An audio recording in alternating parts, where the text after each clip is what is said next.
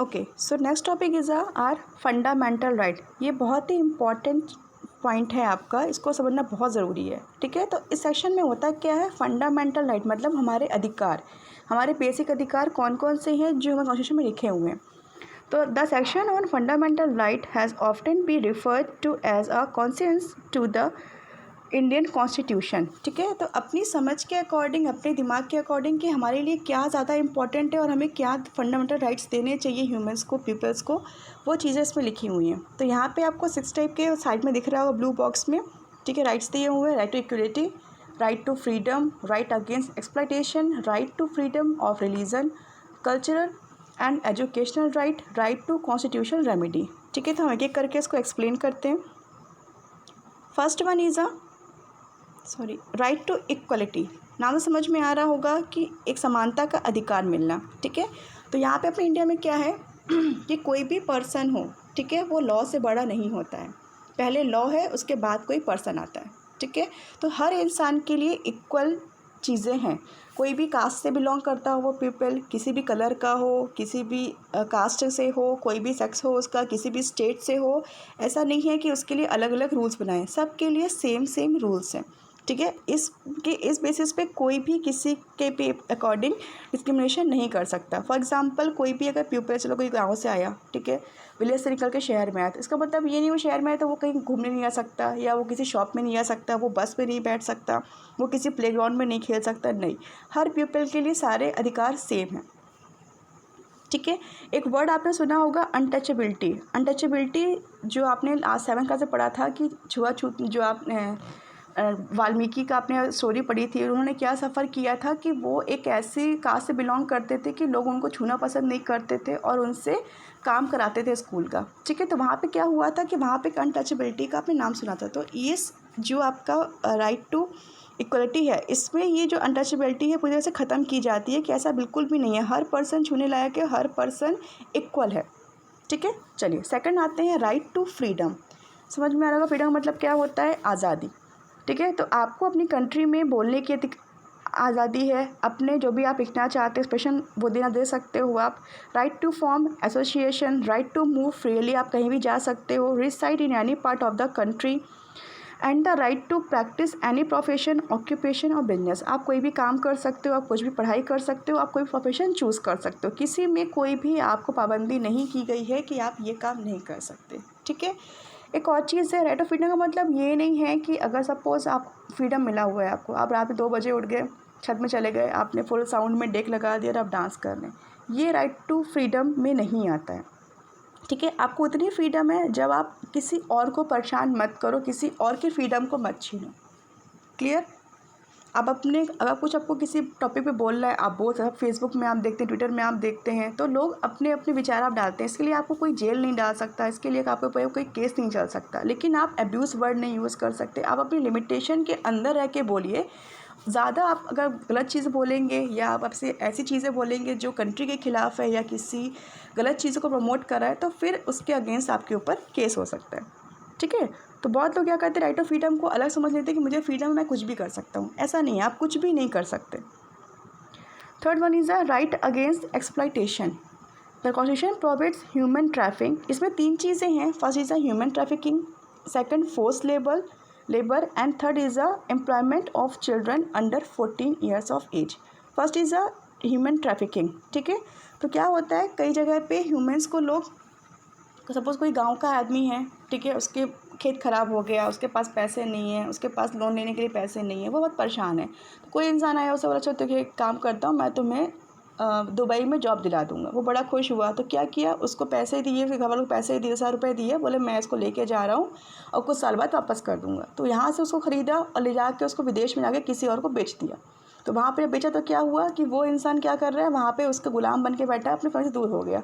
तो इस तरह के काम को क्या बोलते हैं, हम ह्यूमन ट्रैफिकिंग बोलते हैं। आपने बहुत सारी मूवीज़ में भी देखा होगा कि कई बार से बहुत सारे बच्चों को किडनैप कर लेते हैं और उनको अदर कंट्री में भेज देते हैं, उनको खरीदते हैं वहाँ से। इसको हम बोलते हैं ह्यूमन ट्रैफिकिंग। तो ये साफ साफ मना है कि कॉन्स्टिट्यूशन में लिखा हुआ है कि आप ऐसा नहीं कर सकते। सब चीज़ें अगर आप करते हुए पाए जाएंगे, पकड़े जाएंगे, तो आपके ऊपर प्रॉपर केस चलेगा।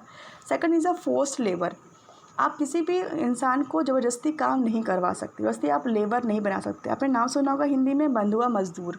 ठीक है। आपने सपोज़ कोई आपके खेत है, उसमें कोई अस्नान का काम करता है, आप उसको 100 रुपीज़ पर डे देते हैं।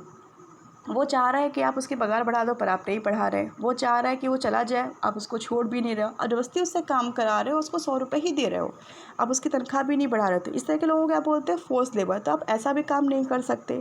Third one is a children, ठीक है, बच्चों से काम कराना, वो भी कौन से बच्चों को, जो 14 ईयर्स के एज के कम हैं। ओके, पर इसमें भी एक चीज़ें होती हैं, क्राइटेरिया होता है कि वो बच्चे कहाँ काम नहीं कर सकते। जो भी आपकी हैवी मिल्स होती हैं, बड़ी बड़ी मिल्स होती हैं, माइंस होती हैं, या जहाँ पटाखे वगैरह बनते हैं, जहाँ पे ख़तरा होता है, जहाँ पे बहुत ज़्यादा फिजिकल एफर्ट लगता है, वहाँ पे आप बच्चों से काम नहीं करा सकते। अभी आप देखते ही होंगे कि बहुत सारे बच्चे छोटी मोटी शॉप में काम करते हैं, बर्तन उठाते हैं, प्लेट धोते हैं। तो उन सब चीज़ों के लिए ऐसे रूल्स नहीं कि वो नहीं कर सकते, वो उनकी प्रॉब्लम है, फाइनेंशियली प्रॉब्लम है, तो उनको कुछ ना कुछ हेल्प करना होता है। बट हाँ, वहाँ पे इतना फिजिकल मेहनत नहीं कराते हैं जिससे उनका ग्रोथ में प्रॉब्लम आए, ठीक है। Second one, next one is a right to freedom of religion. Reason मतलब पता है आपको, ठीक है। तो आप कोई भी धर्म, अगर आप इंडिया में रह रहे हैं, आप ऐसे कंट्री में रह रहे हैं जहाँ पे कॉन्स्टिट्यूशन है और कॉन्स्टिट्यूशन में लिखा हुआ है कि right to freedom of religion है, तो आप किसी भी रिलीजन को एक्सेप्ट कर सकते हैं, आप किसी भी रिलीजन को मान सकते हैं, फॉलोवर बन सकते हैं। आपके ऊपर कोई भी तरह का कोई बाउंडेशंस नहीं लगाया जाएगा कि आप ये काम नहीं कर सकते हैं। So every person has the right to practise, profess and propagate the religion of their choice, ठीक है। Next one is a cultural and educational right. Culture मतलब जो आपकी सभ्यता होती है, सेकंड एजुकेशन मतलब आपकी पढ़ाई है, ठीक है। तो आप suppose constitutional state that all minorities religious and linguistic can set up their own education institution in order to preserve and develop their own culture. अगर हम चलिए बात करते हैं साउथ इंडिया की, ठीक है, साउथ इंडिया में हम बात करते हैं तमिलनाडु की। ओके, तो वहाँ पे अगर वहाँ पे कोई एक पर्सन है, वो चाहता है कि भाई हमारे यहाँ की लैंग्वेज है तेलुगु, हमारे बच्चे को हिंदी नहीं आती, इंग्लिश नहीं आती, हम चाहते हैं कि हम एक स्कूल खोलें जहाँ पे तेलुगु का स्कूल रहे, तेलुगु से ही चले, वहाँ पे हर चीज़ मुझे पढ़ाएंगे, हर स्टडी, हर बुक्स हमारी तेलुगु में होगी, ठीक है। तो वो अपने क्या कर रहे हैं, जो उनका कल्चर है, जो उनकी लैंग्वेज है, वो उसको प्रमोट करना चाहते हैं, वो उसको फिनिश नहीं कर रहे हैं, उनको चेंज नहीं कर रहे हैं और एक अपना स्कूल भी डालना चाहते हैं। तो इसके लिए पूरा राइट है उनके पास कि वो ऐसा कर सकते हैं, कोई भी इसमें प्रॉब्लम क्रिएट नहीं कर सकती गवर्नमेंट या कोई भी हो। Next one is a right to constitutional remedy. ये जो कॉन्स्टिट्यूशन है ये बहुत इम्पॉर्टेंट है, क्योंकि इसमें सपोज़ आपका कोई भी फंडामेंटल राइट है जो वायलेटेड हो रहा है, या जो हनन हो रहा है, या आप उसका अधिकार, जो आपको अधिकार मिला है, आप उसको यूज़ नहीं कर पा रहे हैं। हम स्टार्ट करते हैं पहले से कि इक्वलिटी, ठीक है। जैसे अंसारी के साथ हुआ था, वाल्मीकि के साथ हुआ था। अंसारी को क्या फ्लैट नहीं मिल रहा था, घर नहीं मिल रहा था, तो जिस फ्लैट में वो गए थे, जहाँ पे उनको लगा था कि यहाँ पे भी नॉनवेज बनता है, बट उसके बाद भी मुझे यहाँ पे परमिशन नहीं मिली, तो अगर वो चाहते तो उस चीज़ पे केस भी कर सकते थे उनके ऊपर, क्योंकि वहाँ पे क्या हुआ था, राइट टू इक्वलिटी जो उनका एक हक था उससे वॉलेट किया गया था, ठीक है। तो अगर किसी सिटीज़न को लगता है, किसी भी इंसान को लगता है कि भाई हमें अधिकार नहीं मिल रहा है, हमारे पास होते हुए भी हमें फ्रीडम नहीं है, अनटचबिलिटी फील कर रहा है, या उसे जॉब नहीं मिल रही है, अगर वो पढ़ाई करना चाहता है तो लोग उसको पढ़ने नहीं दे रहे हैं, बोल रहे हैं कि आप इस कास्ट के तो आप यहाँ पे एडमिशन नहीं ले सकते, आप इस रिलीजन के तो आप यहाँ पे एडमिशन नहीं ले सकते। तो इस तरह की अगर चीज़ें वो फेस करता है, उसके साथ होता है, तो वो डायरेक्ट कोर्ट में जा सकता है और उसके खिलाफ एक्शन ले सकता है, ठीक है। Okay, so next topic is a secularism. ये बहुत ही इंपॉर्टेंट टॉपिक है और बहुत वास्ट टॉपिक है। तो जो नेक्स्ट चैप्टर है आपका पूरा इसी पे बेस्ड है, तो हम सिर्फ इसका बेसिक पढ़ते हैं कि what is the meaning of secularism. ये वर्ड आपने अभी प्रेजेंट टाइम पे सोशल मीडिया में बहुत सुना होगा, पहले भी आप सुन चुके होंगे। तो इसका हिंदी मतलब क्या होता है, धर्मनिरपेक्षता, ठीक है। तो हमारी जो कंट्री है वो एक सेक्युलर स्टेट है। यहाँ पे स्टेट लिखा है, उसका मतलब ये कोई राज्य की बात नहीं हो रही है, हमारी पूरी कंट्री की बात हो रही है, क्लियर।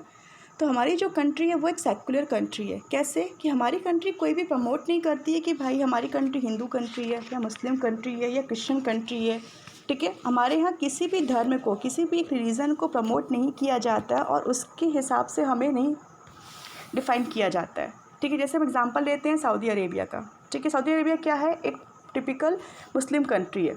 वहाँ पे साफ साफ बोला जाता है कि भाई अगर मुस्लिम है तो ही आप आ सकते हैं, अदरवाइज़ आपके पास वो हक नहीं है जो और लोगों के पास है। तो वो एक सेकुलरिज्म कंट्री नहीं है। बट हमारा जो इंडिया है वो एक सेकुलर स्टेट है, सेकुलर कंट्री है।